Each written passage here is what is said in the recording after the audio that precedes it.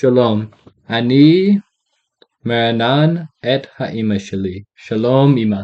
שלום, מה השם שלך? השם שלי אלה זסלבסקי. איפה את גרה? אני גרה ברוקוויל, מרילנד. יש לה היות מהמת.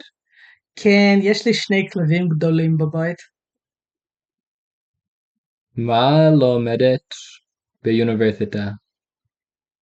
למדתי ביולוגיה באוניברסיטת תל אביב, וגם במכון ויצמן. איפה את נולדת? אני נולדתי בברית המועצות.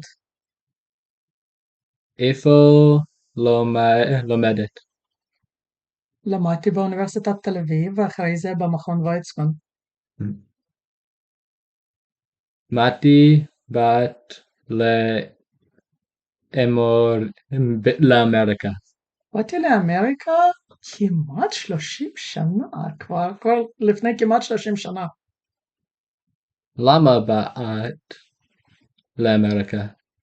בגלל העבודה.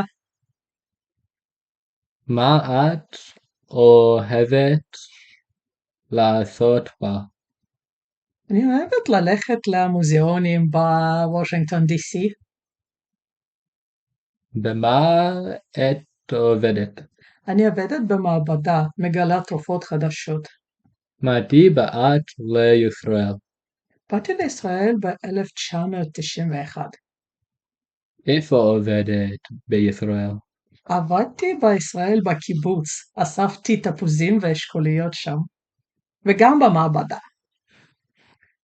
את אוהבת ללכת לישראל. אני מאוד אוהבת, ממש אוהבת ללכת לישראל. מה את אוהבת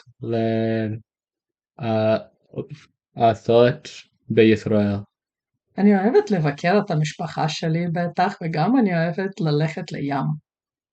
מתי את מתכוננת לבוקר ישראל? אני מתכוונת לבקר בסוף השנה, בדצמבר.